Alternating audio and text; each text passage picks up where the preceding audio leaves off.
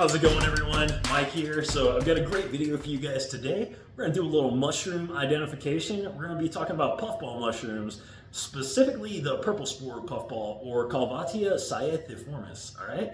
Now, this is an easy to identify wild edible that you can find maybe fruiting right now. And I'm going to just tell you some of these key identifying features and different ways you could potentially utilize this mushroom. All right. So first, let's take a few looks at some photos I got here and learn some of these key identifying features and the potential habitat where you may find the purple spored puffball mushroom. All right, let's get it. All right, everyone, so this is the Calvatia cyathiformis, the purple spored puffball mushroom. Now you can see it's kind of got a little purple tinge to it right here in this photo. This is a slightly older specimen, and I'm going to show you a little bit younger specimen just so we can see its color as it's a little more immature. So here's a younger specimen, and next to me holding it, just so you can see it for size comparison next to a hand, here's two nice little ones that were fruiting out in this pasture here. Now, they will grow in pastures and grasslands. I used to have some sheep, and you can see these growing out in the sheep pasture right here, actually. There's a couple of them if you look in that photo right there. There's one to the left and one underneath that sheep nursing right there, kind of pictured. And I'm going to show another clip right here, just in the sheep pasture again. And you can see there's that puffball mushroom right there. That is the purple spored puffball mushroom. And actually kind of take note of the base too, how it's a little tapered right there, and then it kind of puffs up. These are all key identifying features of the purple spored puffball mushroom. Okay, everyone, so those are the purple spored puffball mushrooms, or Calvatia cyathiformis.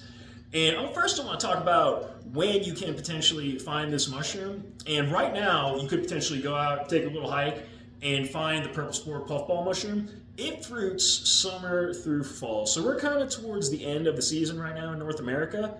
But just go ahead, take a look, see if you can find some. I want to kind of talk about levels of maturity. Now that you know that you could potentially find one, you need to know, like, when is it a ripe specimen? When is it past its level of maturity, you know, that you wouldn't want to really eat this thing.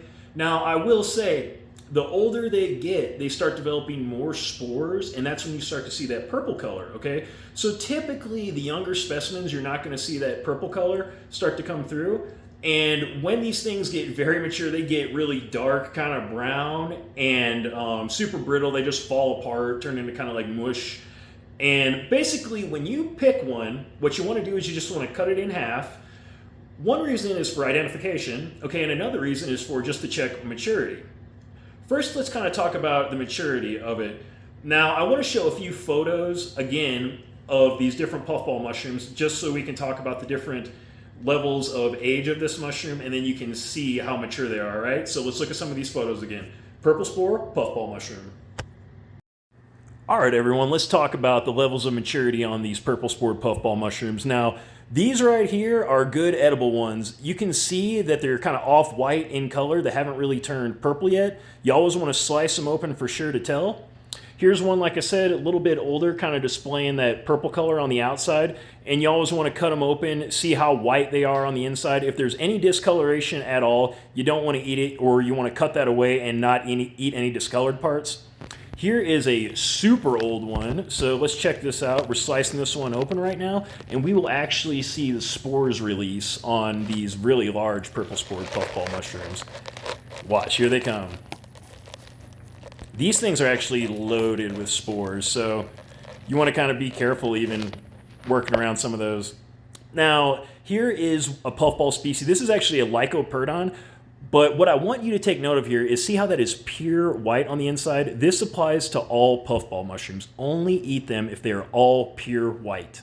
Okay, cool. So I showed everyone just a few different puffball specimens there, so you can see different levels of maturity, and then also that cross-section on that Lycoperdon puffball. Now, I want to talk about all this a little bit, just so everyone's clear on all this stuff. So the reason why I said we're checking the color of these puffball mushrooms and we're doing a cross-section on them, number one, we're checking level of maturity, and then number two, we're checking to make sure we don't have something deadly poisonous, all right? So let's just talk about the whole level of maturity thing again.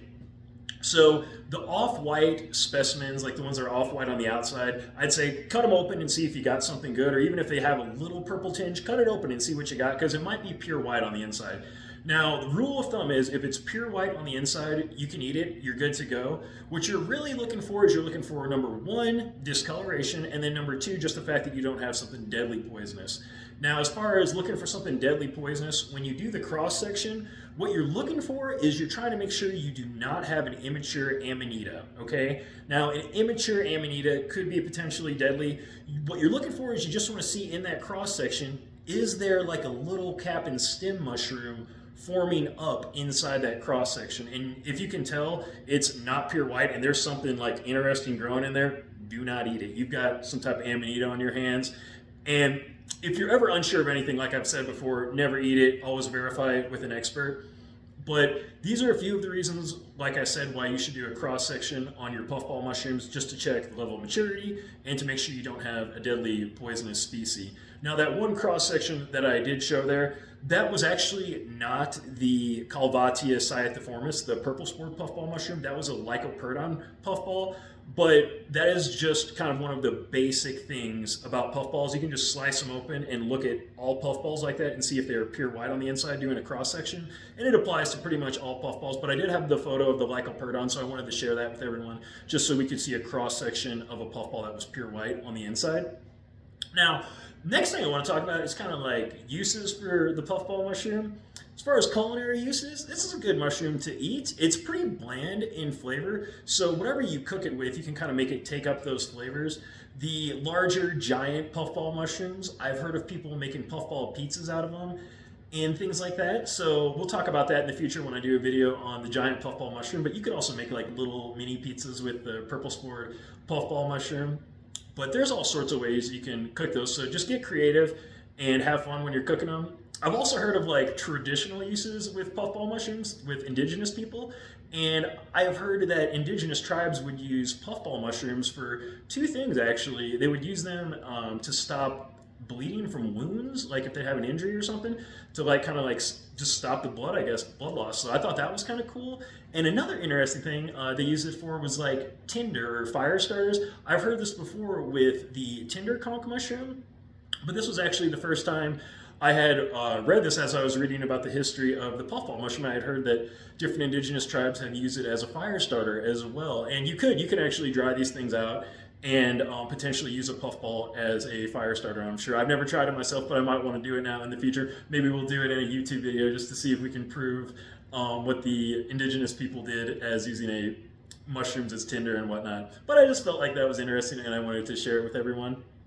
And that's all I really got for you on this one about the purple spored puffball mushroom. There are many different species of puffballs that do fruit across North America, and I will do different videos identifying each of these. So stay tuned for those and subscribe if you haven't already. But I hope you all found this video helpful and informative, and if you did, please drop this video a like, and I will catch you guys on the next one.